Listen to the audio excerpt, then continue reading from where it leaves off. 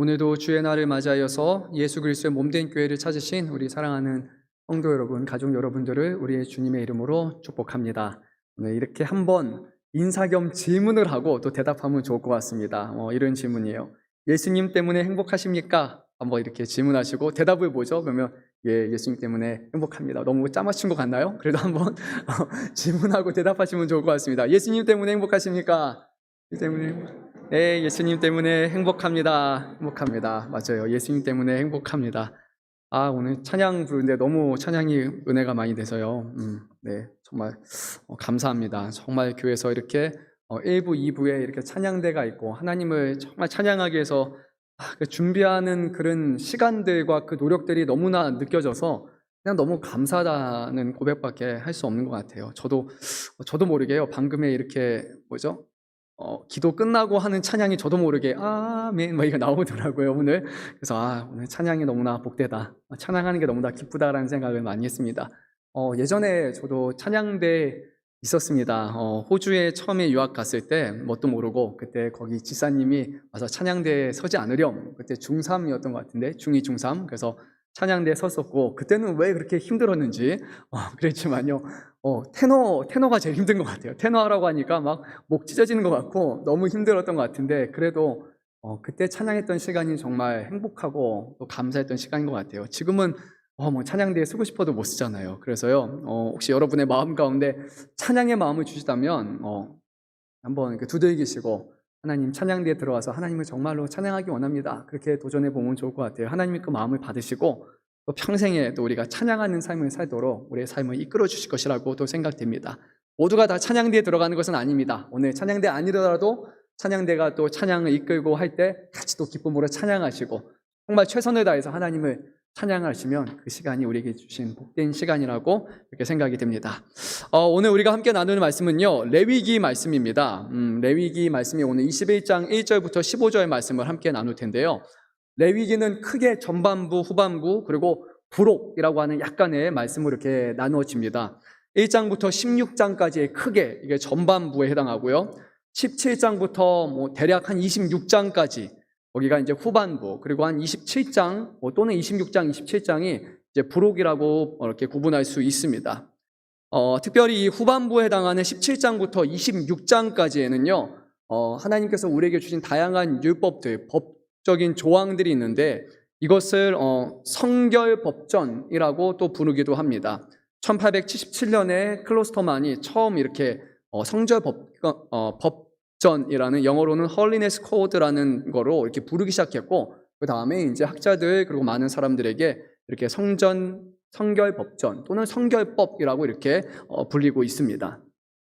레위기의 전반부 1장부터 16장은요, 주로 성소 안에서, 성전 안에서 어떻게 거룩하게 해야 되는가에 대한 것을 규정하고 있고요. 그리고 후반부 17장에서 26장은요, 성소 안이 나왔으니까 그 다음 어디겠죠? 성소 바깥에서 우리가 어떻게 거룩함을 행해야 되는지, 즉 우리의 일상생활에서 하나님의 거룩함을 드러내는 것에 대해서 말씀하고 있습니다.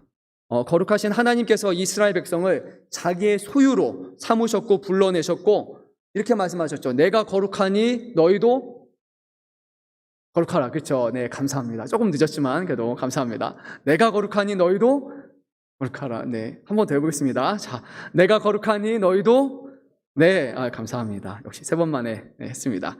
내가 거룩하니 너희도 거룩하라 라고 말씀하시면서요, 이제 이들이 하나님의 제사장 나라가 되어서 성소 안팎으로 이제 거룩함을 드러내도록 오늘 이렇게 법적 조항을 우리에게 주신 것이죠. 즉 하나님을 앞에 거룩하다는 것은요, 예배 자리에서만 거룩한 것이 아니라 삶 속에서도 그 거룩함을 드러내야 돼, 그런 거룩한 책임과 또 사명이 있다는 것을 우리는 기억해야 됩니다. 이 거룩함은 이스라엘 백성에게 있어서는 평생에 그들이 소망하고 또 그들이 구하고 살아야 될 소명이라고 그렇게 불리기도 합니다. 그러면 거룩함은 과연 무엇입니까? 거룩, 제가 목소리로 거룩 이렇게 하면은 뭔가 좀 거룩한 겁니까? 옷을 좀 하얀 그런 옷을 입으면서 표정도 약간 이렇게 하면서 뒤에 조명도 살짝 띄워주면서 뭔가 쫙 이렇게 하면 그러면 이제 거룩한 것입니까? 그렇지 않죠. 말투나 행동과 몸짓, 어떤 조명인가 외적인 걸로 치장해야 거룩한 것이 아니라요, 성경에서 말하는 거룩함이란 하나님과의 온전한 관계 맺음, 그것이 바로 거룩함이라고 말합니다. 하나님과의 온전한 관계 맺음 속에서 하나님의 뜻에 따라 순종할 때 그것을 하나님은 거룩함이다라고 그렇게 말씀하고 있습니다. 가령요, 레위기 19장 말씀, 이번 주에 우리가 함께 나눴던 새벽에 나눴던 말씀인데요. 레위기 19장에서는 이웃과 관계 맺는 것을 거룩함이라고 그렇게 말씀하십니다. 근데 어떻게 이웃과 관계 맺는 것이 그렇게 거룩함입니까? 세상에서는요, 이것을 도덕적인 행위라고 할 수도 있을 거고, 아니면 윤리적인 것이라고 그렇게 칭할 수도 있을 겁니다. 사람들과 싸우지 않고 다투지 않고 서로 나누고 사랑하고 베푸는 것, 이거는 그냥 윤리적이고 도덕적이고 선한 일을 하는 거잖아요. 그런데 성경에서는 이것을 거룩함이라고 그렇게 부릅니다. 즉 하나님과의 관계 속에서 우리가 이런 것들을 행할 때 이때는 바로 거룩함으로 이것이 의미가 드러나는 것이죠. 하나님을 사랑하기에 이웃을 사랑할 때 그것은 거룩함의 실천이 되는 겁니다. 그래서 19장에서는요, 부모를 공경하는 것, 하나님이 베푸신 양식을 이웃과 함께 나누되 내가 다 가지지 말고 일부러 흘리고 일부러 나눠주는 것, 이웃을 사랑하는 것, 이런 도덕 차원의 일이라 할지라도 이것이 하나님과의 관계 속에서 하나님이 원하시는 방식으로 이루어질 때 하나님은 이것을 거룩함의 실천이다 라고 그렇게 말씀하셨습니다. 성경에서는요, 이 거룩함에 대해서 신명기와 레위기가 두 가지를 좀 다른 거룩함을 말하는데요. 그러면서 이 두 가지가 이렇게 상호 보완적으로 합쳐져서 온전한 거룩함을 드러냅니다. 어떤 의미냐면요, 신명기 7장 6절 말씀을 보면 거룩함을 하나님께서 우리를 세상에서 자기 기업의 백성으로 택하신 것이라고 말합니다. 그러니까 하나님께서 저와 여러분 아니면 이스라엘 백성을 자녀 삼으신 것, 그래서 그들이 거룩하게 된 거예요. 이것은 하나님이 태생적으로 부여하신 그런 신분이 되는 겁니다. 하나님이 거룩하게 하신 거예요.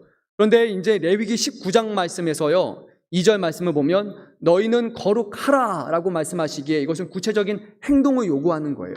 그래서 거룩함은 하나님이 택하시고 세운 것이며 동시에 그 하나님의 뜻에 순종함으로써 이 거룩함이 이중적인 차원에서 완성이 된다는 것이에요. 그러니까 이것을 이렇게 볼 수 있을 것 같습니다. 우리가 아무리 거룩하려고 노력해도요, 그 하나님의 말씀을 온전히 지키고 살아가는 것은 거의 불가능에 가까워요. 제가 보기에 예수님 말고는요, 이 율법의 모든 조항들을 하나하나 다 지킬 수는 없어요. 그래서 사도 바울도 로마서에서 그렇게 말하잖아요. 율법으로 의롭다함을 받은 사람은 없다라고 말하는 거예요. 오직 믿음으로 의롭다함을 받는 거죠. 우리가 우리의 행함으로 거룩함을 이뤄나갈 수 없어요. 근데 하나님이 불가능한 것을 가능케 하신 거죠. 내가 너희를 거룩함으로 불렀다. 너희는 거룩한 백성이다라고 명명하고 택해 주신 거예요. 그래서 거룩하게 된 겁니다. 그렇기 때문에요, 우리가 거룩하게 살지 못했어라고 해서 낙담하고 자포자기하고 포기할 이유가 없어요. 왜냐하면 하나님이 거룩하게 택하셨기에 우리가 넘어지기도 하고 쓰러지기도 하고 부족하지만 그래도 다시 하나님의 말씀에 순종해서 거룩함을 이뤄나가려고 계속해서 노력을 하는 거죠. 그래서 하나님이 우리를 거룩함으로 부르셨다는 것은 우리에게 거룩하게 살아갈 동기부여를 하는 의미가 있어요. 또 반대로 보면요, 우리가 거룩함을 위해서 열심히 노력하다 보면요, 별거 아닌 것 같지만 교회 안에서 서로가 서로를 좀 비교하는 것들도 생기게 됩니다. 내가 그래도 남들보다 예배도 열심히 드리고 헌신도 많이 하고 뭐도 많이 하고 봉사도 하고 이런 것들이 이제 안 하는 사람과 비교하면 뭔가 보이잖아요. 그래서 거룩함이 약간 내 공로, 내가 뭔가 한 자랑거리처럼 될 수 있단 말이에요. 그런데 하나님이 애초에 우리를 거룩한 백성으로 부르시지 않았다면 애초에 우리의 열심과 우리의 모든 노력들은 거룩함이 될 수 없는 성립 불가이기 때문에 우리는 우리의 거룩함을 자랑하거나 내세우지 않고 하나님 앞에 은혜라고 말하며 감사하게 살아갈 수 있는 거죠. 결국 하나님이 거룩함으로 부르셨고 우리가 거룩함을 같이 행한다는 이 두 가지가 상호 보완적인 역할을 해서 온전한 거룩함을 우리가 삶 가운데 이뤄나가도록 그렇게 성경은 신명기와 레위기 통해서 이렇게 말씀하고 있습니다. 저와 여러분요, 이스라엘 백성은 아닙니다. 하지만 우리가 예수 그리스도 안에서 구원을 받았고 이제는 옛 언약이 아니라 새 언약의 백성이 되었기 때문에요, 우리도 이제는 영적인 이스라엘 백성이 되었기 때문에 오늘 본문의 말씀은 우리와 상관이 없는 말씀이 아니라 우리가 또 추구해야 될 그런 말씀입니다. 물론 이 말씀이 처음 주어진 그런 시대적인 배경과 그리고 수천 년 동안 지나오면서 시간의 변화에 따라서 폐해진 것도 있고 바뀐 것도 있지만요, 이 말씀 안에 담겨진 그 원리와 그 방향성만큼은 우리가 반드시 붙들어야 할 그런 말씀인 겁니다. 그래서 우리에게 주신 것입니다. 그래서 오늘 이 레위기 말씀 우리가 함께 나누면서요, 과연 거룩함이 무엇인가, 또 우리가 거룩함을 삶 가운데 어떻게 지키며 실천하며 살아야 되는가, 그리고 하나님이 우리를 거룩하게 부르셨기에 우리가 이것이 가능하다라는 그런 확신과 믿음을 가지고 오늘 도전받고 또 오늘 결단하는 시간이 되면 좋을 것 같습니다. 특별히 오늘 우리 아침에 나눌 말씀은요, 성결 법전의 내용 중에서 레위기 21장 1절에서 15절, 이스라엘 백성 중에서도 특별히 이스라엘 위하여 구별되어서 하나님께 택하여 제사를 드리도록 세우신 제사장과 그리고 대제사장이요, 자신의 일상 가운데서 추구해야 할 그런 거룩함에 대한 말씀을 담아내고 있습니다. 그리고 이 거룩함에 대해서는 두 가지 주제가 아주 주요한데요, 첫째는 상례라고 불리는 곧 사람이 죽은 후에 장사를 지내는 예법, 그리고 또 하나는 혼례라고 말하는 우리가 소위 부르는 결혼, 이 두 가지를 말합니다. 그렇지 않습니까? 우리 인생에서 가장 중요한 획을 긋는 사건을 말하면 그거잖아요. 죽음과 그리고 결혼이라는 것, 그게 가장 큰 것 같습니다. 오늘 이 두 주제를 통해서 하나님이 우리를 어떻게 거룩하게 세상 가운데 드러내시는지 오늘 또 배우고 그렇게 믿음으로 살아가면 좋을 것 같습니다. 누가복음 10장 25절 이하의 말씀을 보면요, 어느 날 한 율법교사가 예수님께 찾아와서 이렇게 물어봅니다. 예수님, 제가 무엇을 해야 영생을 얻겠습니까? 라는 질문을 합니다. 성경에서는 시험하려 질문했다라고 말하므로 이 율법교사는 이미 다 알고 있었습니다. 자기 자신을 드러내기 위함이었죠. 예수님은 이 질문을 들으신 후에 그에게 이렇게 말씀하셨죠. 율법에 뭐라고 기록되어 있고 너는 그것을 뭐라고 말하느냐, 어떻게 읽느냐라고 물으셨습니다. 그러자 율법교사는 이렇게 정답을 말했습니다. 내 마음을 다하고 목숨을 다하며 힘을 다하며 뜻을 다하여 주 너의 하나님을 사랑하고 또한 내 이웃을 내 자신같이 사랑하라 하였나이다 라고 정답을 말합니다. 예수님은 옳다라고 답하시고 한 가지를 덧붙이셨죠. 그러면 이를 행하면 살리라 라고 말씀하셨습니다. 그러니까 율법교사는요, 이렇게 말씀하실 것을 알고서 이제 다시 한번 질문합니다. 그러면 내 이웃이 누굽니까? 이스라엘 백성에게는 이웃이 정해져 있습니다. 자신과 함께 식사를 하는 사람, 식탁교제를 하는 사람들이 자기 이웃이기 때문에, 그러면 이 사람은 이미 자신의 이웃에게 이런 행동을 행하고 있으니까 자기 자신은 구원받았다는 것을 말하고 싶은 것이었죠. 근데 예수님은 전혀 다른 말씀을 하셨는데요, 다음과 같은 예를 들어서 말씀하셨습니다. 어떤 사람이 예루살렘에서 여리고로 가다가 강도를 만났고, 그리고 강도들이 그를 때리고 옷을 벗겨서 정말 그가 거의 죽은 시체가 되었고, 그를 가만히 그냥 내버려두고 갔다.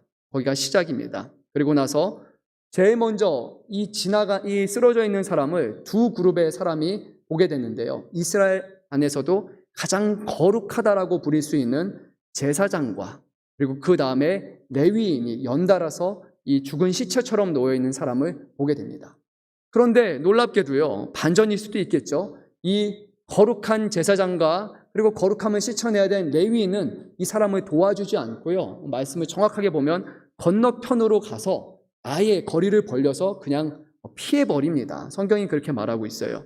그래서 결국에는 이방인에 해당하는 사마리아인이요, 그를 불쌍히 여겼고 그를 돌봤다라고 성경은 말씀하고 있습니다. 왜 예수님은 제사장과 레위인을 언급하셨을까라고 우리는 생각할 수 있죠. 그리고 오늘 말씀에 그 해답이 분명히 담겨 있는 것 같습니다. 우리 한번 1절 말씀을 우리가 읽도록 하겠습니다. 여호와께서 모세에게 이르시되 아론의 자손 제사장들에게 말하여 이르라. 그의 백성 중에서 죽은 자를 만짐으로 말미암아 스스로를 더럽히지 말려니와. 그러니까 오늘 말씀을 보면요, 하나님께서 제사장들에게 주신 명령은 백성 중에 죽은 자를 만져서는 안 된다라는 겁니다. 이런 경우에 제사장들은 부정하게 여겨져서요, 일정 기간 동안 하나님 앞에 제사를 드릴 수 없는 그런 상황에 처하게 되는 겁니다. 그러니까 오늘 그 말씀에 비추어서 예수님이 하신 말씀을 보면요, 이 제사장과 레위인은 자신이 해야 될 일을 제대로 한 겁니다. 그들이 만약에 쓰러져 있는 사람을 돕기 위해서 다가갔다면 자신의 몸이 부정하게 되어서 제사장으로서 하나님 앞에 섬길 수 없을 것이고, 그리고 나서 레위인도 성전에서 봉사를 해야 되는데 이제 봉사에 책무를 감당할 수 없게 되는 겁니다. 이 둘은 피하는 것이 맞습니다. 그것이 성경에 말하는 정답입니다. 하지만 그것이 어떻게 보면 역설적이죠. 가장 거룩하고 가장 도와야 될 법한 사람이, 이웃을 사랑해야 되는 사람이 성전의 의무를 위해서 그들이 피해야 되는 그런 역설이 이 안에 담겨 있는 것을 예수님은 꼽으신 거죠. 그래서 유대인이 아니라 유대인이 싫어하는 사마리아인이 또 역설적으로 그를 돕는 사건을 말합니다. 그래서 사랑이란, 이웃을 행하는 것이란 우리의 생각대로 정말 선하고 거룩하고 이런 것보다 전혀 우리와 상관이 없는 어떤 이방인처럼 취급하는 사람, 그 사람이라 할지라도 하나님 먼저 도움이 필요한 사람에게 다가간다면 그 사람이 진정한 이웃이다 라고 말함으로 이 의미를 제대로 풍성하게 주님은 말씀해 주신 것이죠. 제사장은요, 날마다 하나님의 성전을 관리해야 될 그런 거룩한 의무가 있었고요. 그리고 하나님께 드리는 그런 제사를 돕기 위해서 그렇게 특별히 택함받은 사람이었기 때문에 어떠한 상황 가운데서도 이 의무를 다할 수 있도록 스스로 부정해지지 않도록 그렇게 그는 자기 자신을 지켜야만 했습니다. 만약에 그렇지 않다면, 더러워진다면 하나님을 섬기는 일을 하지 못하기 때문에 이것은 제사장에게 있어서 가장 큰 죄악이라고 할 수 있는 것이죠. 물론 제사장이 죽은 사람과 접촉한다고 할 때 그가 외적으로 여기가 뭐가 생기거나 그래서 더럽혀지는 것은 아닙니다. 이것은 영원하신 거룩하신 하나님은 영원한 생명을 갖고 있는 분이시고 생명의 주인이시기 때문에 그 하나님 앞에서는 죽은 사람과의 접촉과 죽음이라는 것이 설 수 없는 것을 의미하는 겁니다. 하나님 앞에서는 생명을 드러내야 되기 때문에 죽음과 접촉한 제사장은 죽음이 사라질 때까지 그는 하나님을 만날 수 없고 대면할 수 없는 그런 영적인 상태를 지금 의미하는 것입니다. 1절과 4절 말씀을 보면요, 제사장은 죽은 자와의 접촉을 피하기 위해서 장례를 하나님께서는 명령으로 금지를 시키셨습니다. 장례를 해서는 안 된다. 부정한 사람, 죽은 사람과 시체와 다가가서는 안 된다. 하지만 그 가운데 하나님이 한 가지 예외 규정을 만드셨는데요, 오늘 말씀 보니까요, 자신의 가까운 친족이 죽은 경우에는 그때는 예외적으로 이것을 허용하겠다라고 말씀하셨습니다. 가까운 친족이 누군가니까 어머니, 아버지, 그리고 아들, 딸, 형제 또는 출가하지 않은 자매의 경우에는 장례를 해도 된다라는 예외 규정을 만들어 주셨습니다. 여기서 그냥 자매가 아니라 출가하지 않은 자매만 그가 이 장례 의무를 다할 수 있습니다. 출가한 사람은 이미 남편이 있으니까 그를 돌볼 사람이 있잖아요. 그러니까 오늘 말씀하는 바는 이것입니다. 누가 도와줄 수 있는 사람이 있다면 이 제사장이 돕지 않는 게 맞고, 하지만 도울 사람이 없다면 결국 제사장이 자신이 그 일을 맡아서라도 장례를 주관하라라는 말씀이었습니다. 그런데요, 제사장의 경우는 예외 조항이 있었습니다. 정말 가족이라면, 가까운 사람이라면 예외적으로 허용이 됐는데 오늘 말씀을 좀 더 보니까요, 대제사장의 경우에는 훨씬 더 엄격한 수준의 그런 규정이 준수되었습니다. 11절 말씀을 보면 그의 가족이라 할지라도 시체에 가까이서는 안 된다는 것입니다. 우리 본문 말씀 11절, 12절 말씀을 한 목소리로 읽도록 하겠습니다.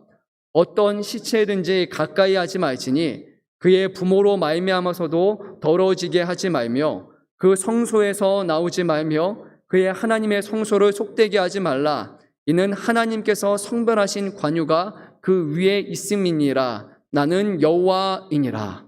상상해 보십시오. 자신의 사랑하는 부모가 지금 돌아가셨는데도 성소를 떠나서 장례에 참여할 수 없다고 말씀합니다. 얼마나 불효막심한 그런 자식이라고 사람들이 손가락질 하겠습니까? 아니, 부모가 죽었는데 그 마지막을 본인이 돌보고 그렇게 해야지 어떻게 그냥 성전에 그냥 가만히 있느냐라고 손가락질 할 만한 상황이죠. 그리고요, 본인에게 있어서는 또 어떻겠습니까? 자신의 사랑하는 부모의 마지막도 지키지 못하고 그냥 그곳에 가만히 있어야 된다고 생각해 보십시오.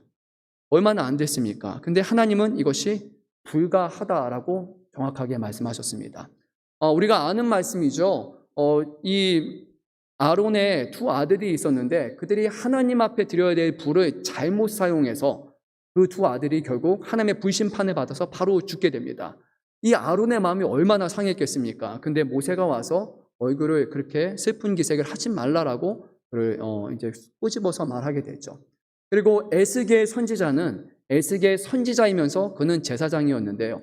그의 아내가 죽었을 때 하나님은 그 일로 인해서 슬퍼하고 그렇게 제사를 하지 말라, 그 옆에 가지 말라라고 그렇게 아주 엄중하게 이것을 막으시는 것을 보게 됩니다.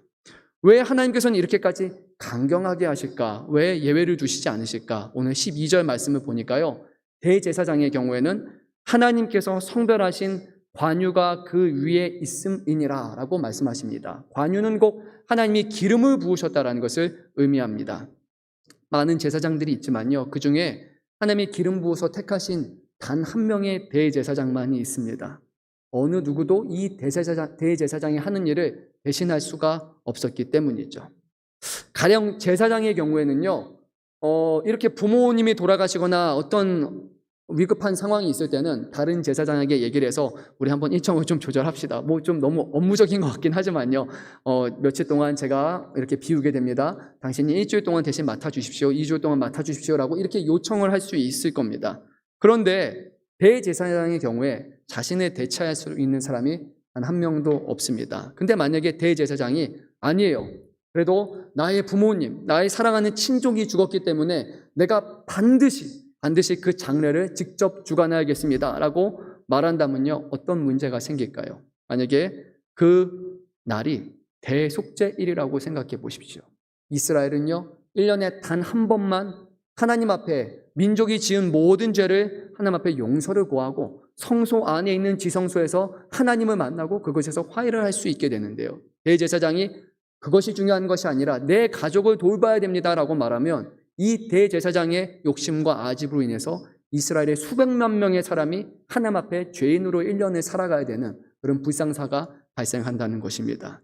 결국 하나님은 이것을 통해 무엇을 말씀하시냐면요, 제사장과 대제사장이라는 하나님이 세우신 그 직분이 그 자신의 삶보다 더 중요하다라는 것을 오늘 말씀하고 있습니다. 아무리 사랑하는 가족이라 할지라도, 그들을 섬기는 귀한 일이라 할지라도 하나님이 택하셨고 이스라엘 가운데 세운 이 제사장과 대제사장은 하나님의 일을 최우선으로 하고 그것이 모든 것에 택하신 이유다라고 오늘 말씀하고 있는 겁니다.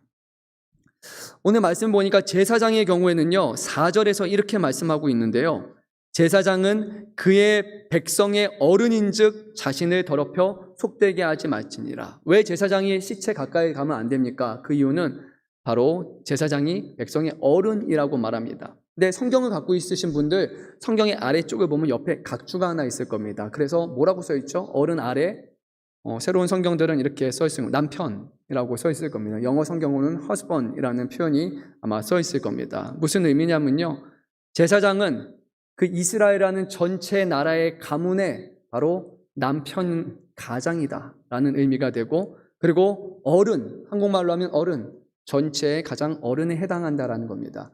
그러니까 제사장은 그 나라의 민족을 주관하는 가장 중요한 사람이기 때문에 그들이 함부로 자기 자신을 위해서 이스라엘을 접어서는 안 되고 아버지, 남편의 책무로서 자신이 해야 될 것을 감당하라는 것이죠. 나이가 많아서 어른이 아니라요, 하나님께서 그 대표자의 자리에 세우셨기 때문에 그는 어른, 그리고 그는 남편이 된다는 것입니다. 제사장은 이스라엘을 대표하는 가장이기 때문에 이 일을 해야 된다라고 말씀하셨죠. 교회 안에서 이제 저도 매년 여러 차례 이제 장례를 주관합니다. 장례 예배를 드립니다. 그때마다 우리 교회 어르신이신 우리 장로님들이 많은 수고를 해주십니다. 반차, 월차를 내시기도 하고 개인 사업의 일정을 또 조절해 가면서 약속도 조절하면서 이렇게 장례위원으로 많이 섬겨주십니다. 보통 우리가 장례하게 되면 위로 예배, 요즘은 위로 예배 안 해도 입관 예배, 그리고 나서 발인 예배 최소한 2번이 있고, 그리고 장지까지 또 쫓아가게 되는 경우 정말 하루 종일 그 장례 절차를 밟아야 됩니다. 이것은 참 쉬운 게 아니죠. 본인에게 있어서는 부모님이나 자식이나 누군가 1번, 2번이겠지만 장례위원으로 참가한다는 것은요, 1년에만 해도 수차례, 많게는 막 10번에 거쳐서 이 장례에 하루하루 참석해서 그것을 도와야 된다는 겁니다. 쉽겠습니까? 어렵겠습니까? 정말 어렵습니다.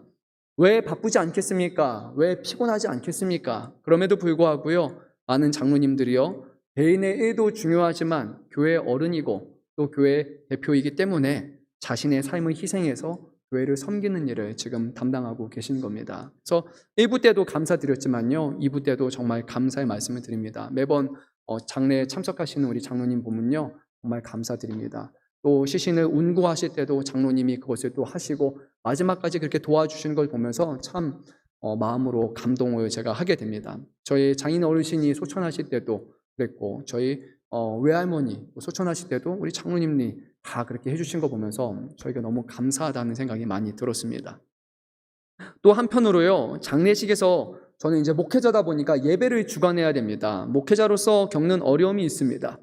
사랑하는 사람을 잃는 그 슬픔을 어찌 말로써 이루다 할 수 있겠습니까? 한두 마디의 말로 어떻게 표현하고 또 위로할 수 있겠습니까? 그래서 그 자리가 정말 슬픈 자리죠. 근데 동시에 저는 목회자로서요, 만약에 그 떠나신 분이, 소천하신 분이 하나님을 믿는 사람이라면 그곳에는 우리가 너무 슬퍼해서는 안 됩니다 라는 그런 메시지를 또 전해야 됩니다. 그래서 참 어렵기도 합니다. 왜냐하면 그곳은 우리 사랑하는 사람을 보낸 자리지만 동시에 그 보내신 분이 이제는 하늘나라에서 하나님과 함께하고 있다는 것을 우리는 알기 때문에 또 기뻐하고 감사해야 될 그 자리이기 때문이죠. 오늘 5절, 6절 말씀이 바로 이 장례식에서의 그런 슬픔에 대해서 말하고 있는데요, 우리 한번 5절 말씀을 읽도록 하겠습니다. 제사장들은 머리털을 깎아 대머리로 갖게 하지 말며 자신의 수염 양쪽을 깎지 말며 살을 베지 말며, 이거 그냥 머리 스타일링을 마음대로 하지 말라는 그런 의미가 아니라요, 머리털을 깎는 것, 수염을 깎는 것, 몸에 살을 뱉는 것은요, 그 당시에 사랑하는 사람의 잃는 그 아픔을 표현하기 위해서 하는 그런 고대 근동의 그런 문화의 일환이었습니다. 레위기 19장 27절에서 28절 말씀에서도요, 제사장이 아닌 성도 개개인에게 주는 그 말씀에서도 이렇게 말씀하셨습니다. 머리칼을 둥글게 깎지 말며 수염 끝을 손상하지 말며 죽은 자 때문에 너의 살에 문신을 하지 말며 무늬를 놓지 말라라고 말씀하셨습니다.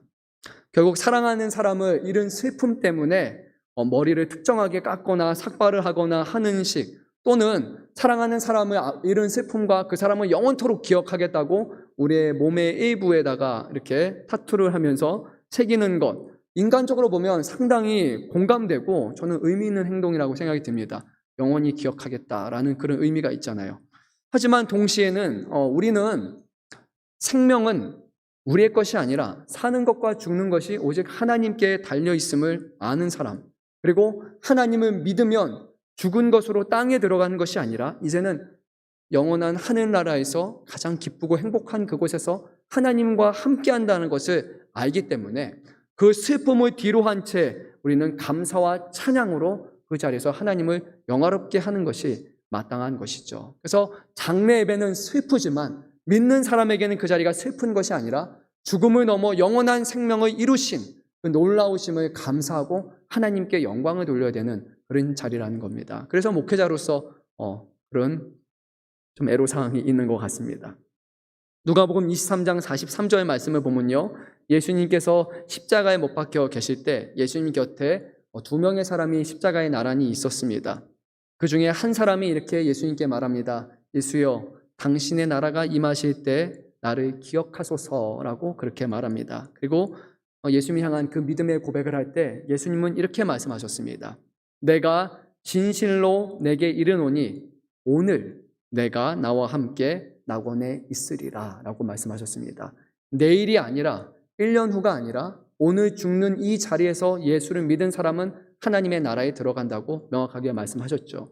어떤 사람들은요, 우리가 죽고 나면요, 연옥이라는 곳에 들어가서 거기서 좀 더의 시간과 연단의 과정을 겪은 후에야 다시 연옥을 지나 천국에 들어갈 수 있다고 말하는 사람들도 있는가 하면요, 우리의 영혼이 잠자고 예수님이 이 땅에 오셔서 모든 것을 다시 완성하신 그 후에 잠자는 영혼이 다시 깨어나서 그제서야 천국에 들어간다고 말하는 사람도 있지만요, 예수님은 그것이 아니라 지금 죽은 사람, 그리스도 안에서 죽은 사람은 세상에서는 죽지만 하나님 나라에서는 영원하게 살아가는 삶이 됐다고, 오늘 이 자리에 천국에서 그가 낙원에 나와 함께 있을 것이라고 명확하게 말씀하시는 겁니다. 그래서요, 우리는 우리의 사랑하는 사람을 잃은 슬픔이 있지만 동시에 예수님을 믿기에 그는 영원한 생명을 가졌다라는 그런 기쁨과 감사함으로 하나님을 찬양해야 한다는 것입니다. 만약에 우리가 슬퍼한다면요, 언제 슬퍼해야 되냐? 우리의 떠나보낸 사람이 예수님을 믿지 않을 때는 우리는 정말로 진심으로 애통하며 슬퍼해야 될 때입니다. 그런 일이 우리에게 있어서는 안 되겠죠. 살아있는 동안에 사랑하는 사람들이 세상에 죽는 것이 아니라 하나님과 영원히 살아갈 수 있도록 우리는 끊임없이 복음을 전하는 것이 우리에게 주시는 귀한 사명입니다. 상례 이후에 주님은요, 이제 혼례에 관한 그런 규정을 주셨습니다. 우리 한번 7절 말씀을 한 목소리로 읽도록 하겠습니다. 그들은 부정한 창녀나 이혼당한 여인을 취하지 말지니 이는 그가 여호와 하나님께 거룩함이니라. 우선 제사장에 대해서 말씀하시면서요, 자신의 몸을 파는 일을 하는 그런 부정한 여성이나 또는 그런 부정한 일에 연루되어서 이혼을 당한 그런 여인과는 결혼해서는 안 된다라고 말씀하셨습니다. 이거는 뭐 이스라엘 사람이거나 누구에게도 이것이 거룩한 것이 아니기에 하지 말라고 하셨죠. 뭐 물론 할 수는 있겠지만요, 특별히 제사장이라는 그 직분 자체는 하나님 앞에 거룩하고 성결해야 되는 자리이기 때문에 그런 일들이, 그런 결혼 생활이 다른 사람에게 잘못되게 비춰주면 안 되니까 이런 규정을 주셨습니다. 그런데요, 대제사장의 경우는 어떨까요? 더할까요? 덜할까요? 더하죠. 우선 제사장은 기본 베이스로 깔고요, 그 다음에 13절과 14절을 보면요, 추가로 반드시 한 번도 혼인을 안 했던 그런 처녀와 혼인을 하고, 그리고 타인, 이방 사람들과 결혼해서는 안 되고 반드시 이스라엘 백성 중에서 아내를 삼아야 한다라고 말씀을 하셨습니다. 우리가 잘 아는 대로 모세도 이방 여인과 결혼을 했습니다. 그것이 문제가 되지는 않지만요, 대제사장의 경우에는 반드시 이스라엘 백성 안에서만 혼인을 하도록 주님은 말씀하셨습니다. 이 혼례에 관한 이 말씀에서 우리는 크게 두 가지를 중요하게 생각할 수 있는데요. 첫 번째는요, 제사장과 그리고 대제사장이라는 이런 제사장 가문은 오직 아론의 직계에서만 나오기 때문에요, 혈통이 아주 중요합니다. 그래서 성경을 보면 제사장 가문이 어떻게 이어지는지에 대해서 성경에서는 하나하나 아주 자세히 그것을 기록합니다. 혹시라도 혈통에 문제가 생긴다면, 제사장직의 그 혈통적 순수성에 문제가 생긴다면 그러면은 하나님을 예배할 수 없었습니다. 나는 제사장이에요, 내 가문이 그래요 라고 말해도 당신의 이름이 그 가문의 책에 적혀져 있지 않으면 당신은 하나님을 제사할 수 없습니다 라고 아주 엄격하게 이것을 구분을 했습니다. 그러니까 내가 결혼을 해서 누군가와 함께 하는데 내 자녀가 뭔가 혈통적으로 문제가 생긴다면 제사장을 계속해서 이어갈 수 없기 때문에 이것을 엄격하게 하신 것이죠.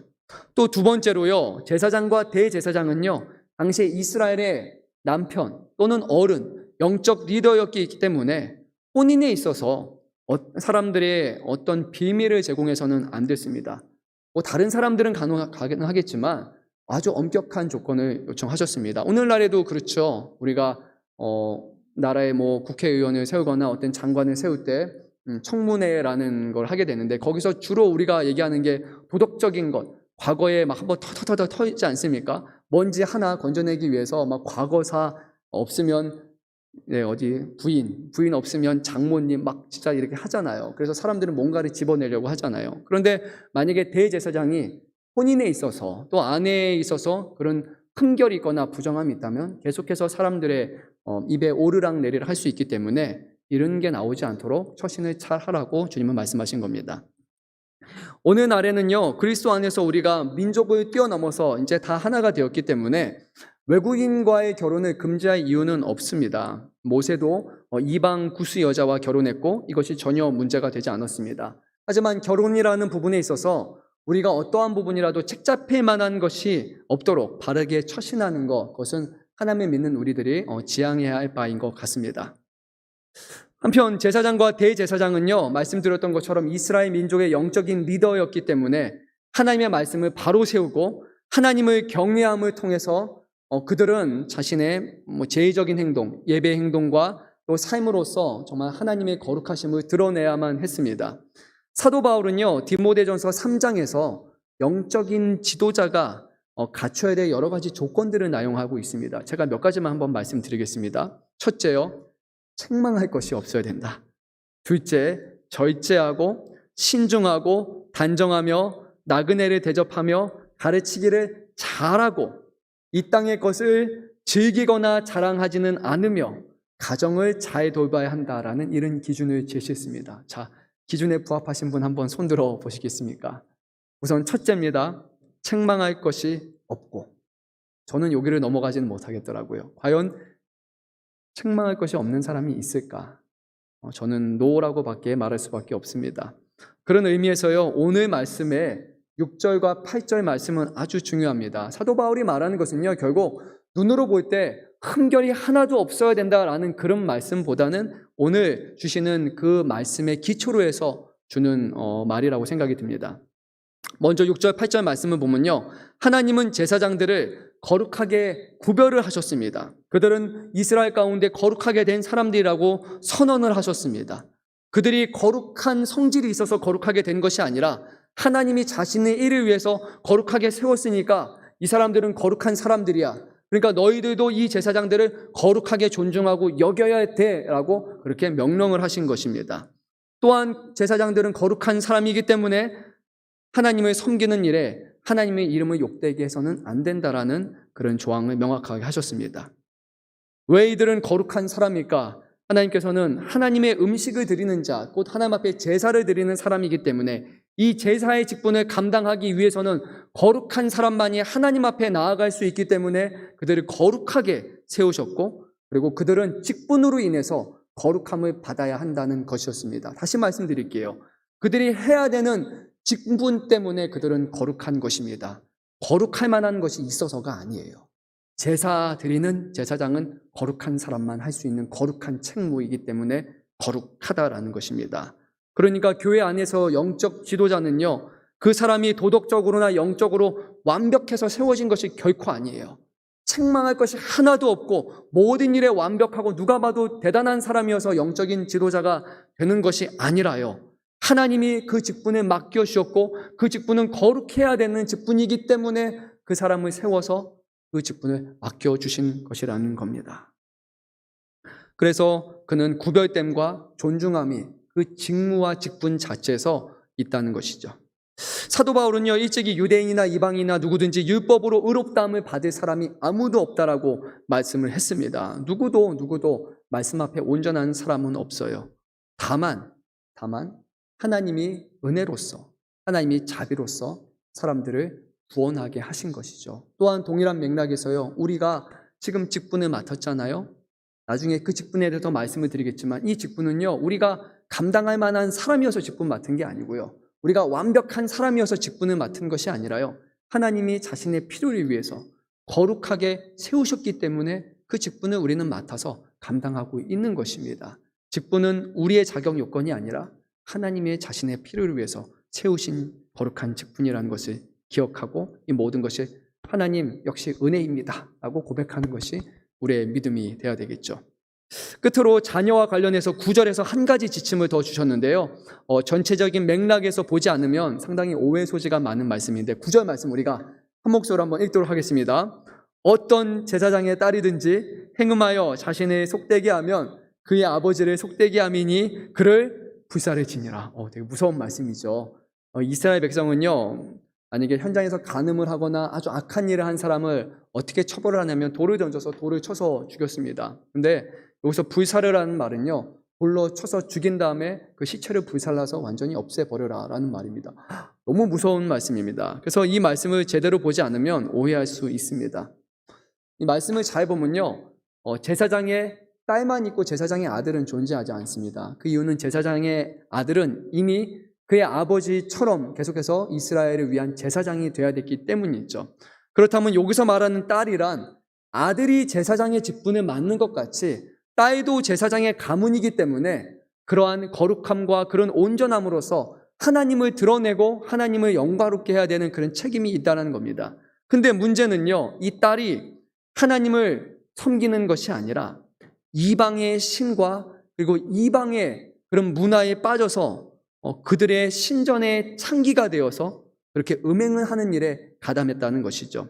가나안에, 그 당시에 가나안에 보면요, 풍요제라는 것이 있는데 그 풍요제에서는요, 신전에다가 신전 창기를 모아놓습니다. 그리고 그곳에서 성적인 음행을 함으로써 이런 행위를 보고 신이 자극하고 흥분해서 바로 우리를 더 축복할 것이다라는 이런 이상한 종교적인 행동이 있었는데 바로 제사장 가문의 딸이 그 가나안 땅에 그런 잘못된 것에 빠져서 그곳에서 행음을 하는 것을 의미하는 것이죠. 즉 그러니까요, 이 말씀이 이런 겁니다.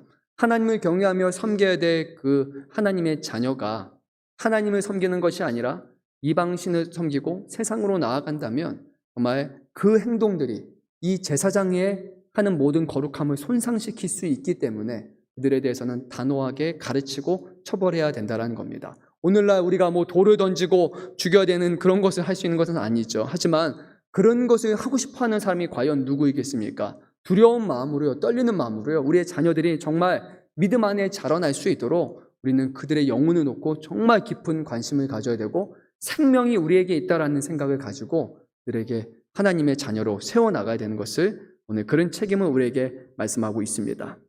네, 한번 내용을 정리해 보겠습니다. 오늘 우리가 다룬 내용은요, 잘못 이해하면 그냥 과거의 구약의 산물 정도로만 우리가 여길 수 있습니다. 하지만 오늘 말씀은요, 과거로 끝나지 않습니다. 새 언약 시대를 살아가는 우리에게도 중요한 두 가지 이유가 있습니다.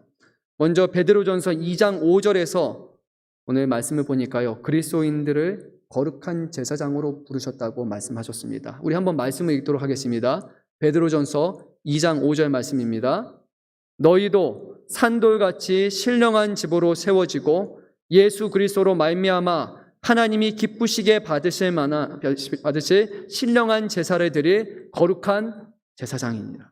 자, 누가 거룩한 제사장이라고요?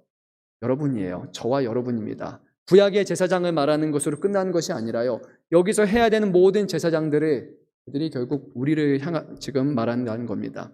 지금 우리는요, 한 사람의 왕이요 제사장으로서 우리는 하나님과 성령님을 통해서 예배하는 사람입니다. 예전에는 제사장이 여러 가지 제사의 의무를 통해서, 직분을 통해서, 그런 동물을 통해서 우리가 하나님 앞에 나아갈 수 있었다면, 지금 저와 여러분 각 사람 안에 성령께서 함께 하시고 우리가 그리스도 안에서 우리 모두가 제사장이 되어서 하나님을 예배하는 자이기 때문에 오늘 여기에 주시는 사명은 하나님께서 거룩한 성도라고 부르신 저와 여러분, 이 땅을 살아가는 모든 그리스도인들을 향해서 우리가 교회 안과 교회 밖에서 성도의 직분과 책임을 따라서 거룩함을 실천하며 살라라는 그런 하나님의 말씀인 것입니다. 하나님이 저와 여러분을 거룩한 성도로 부르셨고요, 하나님이 거룩한 성도로 부르셨기 때문에 우리가 거룩하지 않지만, 거룩이 부족하지만 하나님은 우리를 거룩하다라고 말씀하시며 만인들 앞에서 그 거룩함을 보이며 드러내며 살아야 된다라고 오늘 말씀하시는 겁니다. 하나님이 먼저 저와 여러분을 믿으셨고 먼저 신뢰하셨고 자신의 이름을 저와 여러분을 위해서 지금 내어 걸어주신 것입니다. 우리가 주님의 이름을 망령되게 하거나 주님의 이름을 욕되게 하는 것이 아니라 그 거룩하신 하나님의 뜻에 살아감을 통해 그분의 이름을 높이는 것이 우리가 마땅히 해야 될 책무인 것이죠. 예수님께서는 이것을 다음으로 표현하셨습니다. 저와 여러분, 우리 모두를요, 그리스도인들을 세상의 빛과 소금이라고 말씀하셨습니다. 우리는 성전 안에서, 예배 안에서, 우리 교회 안에서 예배를 드린 것을 끝나는 것이 아니라 세상의 어두운 곳을 밝히는 빛이 되어야 된다고 했고요, 세상에 짠맛을 내는 그런 소금이라고 우리를 말씀하셨습니다. 우리의 거룩함은 교회 안에서만 거룩이 끝나는 것이 아니라 세상 밖에서 하나님의 관계 속에서 올바른 일을 행할 때 그 거룩함이 합당한 거룩함이 되는 것입니다. 또한 두 번째로요, 히브리서 4장 14절에서 대제사장, 누가 진짜 대제사장이냐? 바로 예수님이 대제사장이라고 말씀하셨습니다. 우리 말씀 한번 읽도록 하겠습니다. 한 목소리 있습니다. 그러므로 우리에게 큰 대제사장이 계시니 승천하신 이 곧 하나님의 아들 예수시라. 우리가 믿는 도리를 굳게 잡을지어다. 아멘. 결국 예수께서 우리의 영원한 대제사장이 되셔서요, 그 제사장들 가운데서도 대체할 수 없는 한 분의 대제사장이 되어서 정말 우리를 위해서 일하시고 우리를 이끄시고 우리를 도우시는 분, 모범되는 분이 계심을 우리가 바라보면서 우리도 그분을 본받아서 거룩함을 실천하며 살아야 한다라고 말씀하셨습니다. 성도에게 있어서 거룩함이란 선택사항이 아닙니다. 우리는 은혜도 받았지만 동일하게 책임도 받은 사람입니다. 은혜만을 구하며 살아가는 사람이 아니라 은혜 합당한 책임으로 하나님을 영화롭게 하는 사람, 그것이 되어야 되겠죠. 끝으로 고린도후서 6장 말씀 우리가 한번 읽고 마치도록 하겠습니다. 사도 바울이 다시 한번 저와 여러분에게 성도가 무엇인지 오늘 전하고 있습니다. 3절에서 10절 말씀 우리가 또박또박 읽고 마치도록 하겠습니다. 우리가 이 직분이 비방을 받지 않게 하려고 무엇에든지 아무에게도 꺼리끼지 않게 하고 오직 모든 일에 하나님의 일꾼으로 자천하여 많이 견디는 것과 환난과 궁핍과 고난과 매맞음과 갇힘과 난동과 수고로움과 자지 못함과 먹지 못함 가운데서도 깨끗함과 지식과 오래 참음과 자비함과 성령의 감화와 거짓이 없는 사랑과 진리의 말씀과 하나님의 능력으로 의의 무기를 좌우에 가지고 영광과 욕됨으로 그러했으며 악한 이름과 아름다운 이름으로 그러했느니라.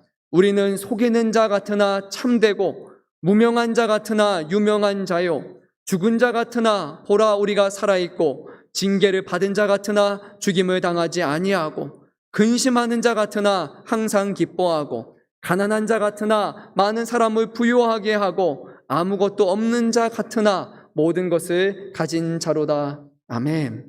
하나님께서 저와 여러분을 이 일을 위해서 택하셨다는 겁니다. 어떤 상황에 맞서서도요, 우리는 하나님을 드러내야 되는 사명을 갖고 있습니다. 또 하나님이 날마다 우리를 도우시기 때문에 우리는 이 성도의 사명을, 거룩함을 밖에서 살아갈 때 하나님이 정말 나와 함께 하시고 지금 나를 도우신다는 것을 우리는 비로소 깨닫고 하나님의 영광 돌리며 살아갈 수 있는 겁니다. 밖에서 거룩함을 얼마나 우리가 실천하고 있습니까? 하나님과의 관계 속에서 하나님 미워하는 사람이 많은데 정말 하기 싫은 일인데도 주님을 위해서 이 일을 하겠습니다라고 기도하고 눈물 흘리며 살아갈 때 주님이 그것을 가능케 하신다는 겁니다. 그것을 통해 하나님이 지금도 살아서 우리의 마음을 움직이시고 놀라운 일들을 일어나신다는 것을 보여주시는 겁니다. 정말 살아있는 신앙생활을 해야 되지 않겠습니까? 하나님이 우리 안에서 변화를 일으키시는 그런 신앙생활을 해야 되지 않습니까? 왜 그런 일이 나타나지 않습니까? 우리가 교회 안을 많이 머물고 바깥으로 넘어가지 못했기 때문일 것입니다.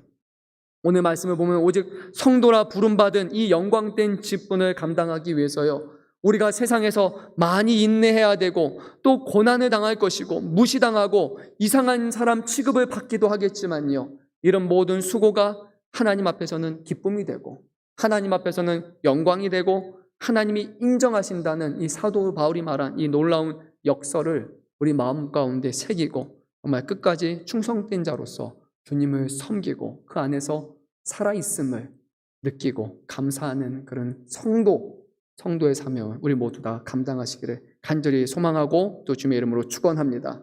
우리 찬양